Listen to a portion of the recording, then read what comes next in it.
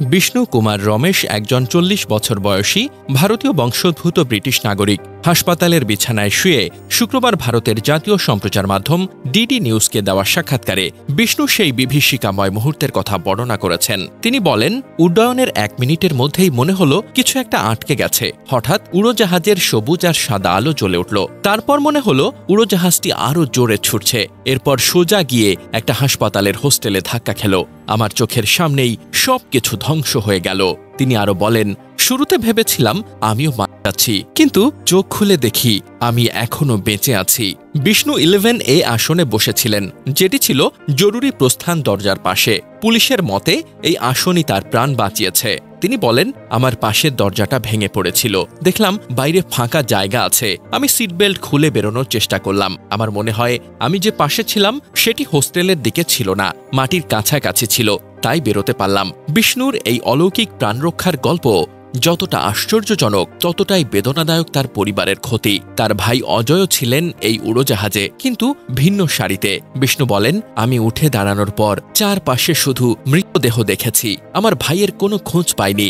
যুক্তরাজ্যের লেস্টারে থাকা তার পরিবারের সদস্যরা সাংবাদিকদের জানিয়েছেন, বিষ্ণু ফোনে বলেছেন, আমি জানি না কিভাবে বেঁচে ফিরলাম। তার ভাই নয়ন রমেশ বলেন, আমরা একদম ভেঙে পড়েছি।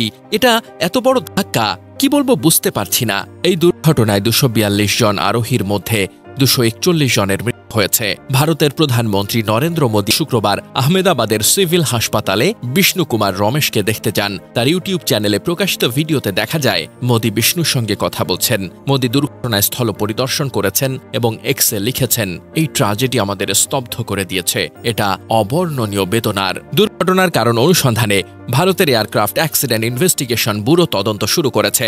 শুক্রবার উড়োজাহাজের ফ্লাইট ডেটা রেকর্ডার উদ্ধার করা হয়েছে, যা তদন্তে গুরুত্বপূর্ণ ভূমিকা পালন করবে। ভারতের directorate general of civil aviation air ইন্ডিয়ার সমস্ত বোয়িং 787-89 ফ্লিটে অতিরিক্ত নিরাপত্তা পরিদর্শনের নির্দেশ দিয়েছে। এয়ার ইন্ডিয়া জানিয়েছে, উড়োজাহাজে ১৬৯ জন ভারতীয়, ৫৩ জন ব্রিটিশ, ৭ জন পর্তুগিজ এবং ১ জন কানাডীয় নাগরিক ছিলেন। এছাড়া ছিলেন ১২ জন ক্রু সদস্য। উড়োজাহাজটি বিজে মেডিকেল কলেজের হোস্টেলে আছড়ে পড়ায় সেখানে থাকা অন্তত ৫ জন মেডিকেল ছাত্র নিহত এবং ৫০ জনের বেশি আহত হয়েছেন। পুলিশ জানিয়েছে, মোট মৃত্যুর সংখ্যা এখন পর্যন্ত ২৬৫। উড়োজাহাজে থাকা ১.২৫ লাখ লিটার জ্বালানির কারণে আগুনের তীব্রতা এতটাই ছিল যে বেশিরভাগ আরোহীকে উদ্ধারের কোনো সুযোগই মেলেনি। বিষ্ণু কুমার রমেশের এই প্রাণরক্ষার গল্প একদিকে যেমন অলৌকিক, তেমনি এটি আমাদের মনে করিয়ে দেয় এই দুর্ঘটনার ভয়াবহতা। তার কথায়, আমি এখনো বিশ্বাস করতে পারছি না কিভাবে বেঁচে ফিরলাম। তার এই বেঁচে ফেরা হয়তো একটি আলোর রেখা, কিন্তু এই ট্র্যাজেডির ক্ষত সহজে ভোলার নয়। এদিকে সাবেক ক্যাপ্টেন সৌরভ ভাটনাগর নামের এই বিশেষজ্ঞ বলেছেন, প্রথমত মনে হচ্ছে একাধিক পাখির ধাক্কায় দুটি ইঞ্জিনই বিকল হয়ে যায়। উড্ডয়নটি নিখুঁত ছিল, কিন্তু ল্যান্ডিং গিয়ারটি উপরে তোলার আগেই বিমানটি নিচে নামা শুরু করে। এমনটি সাধারণত হয় যখন ইঞ্জিন বিকল হয়ে যায় অথবা বিমান আকাশে থাকার সামর্থ্য হারিয়ে ফেলে। তদন্তে আসল কারণ বেরিয়ে আসবে।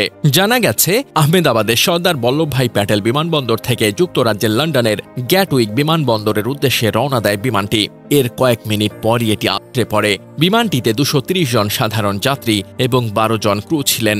এর মধ্যে ১৬৯ জন ভারতীয়, ৫৩ জন ব্রিটিশ, ৭ জন পর্তুগিজ এবং ১ জন কানাডিয়ান ছিলেন।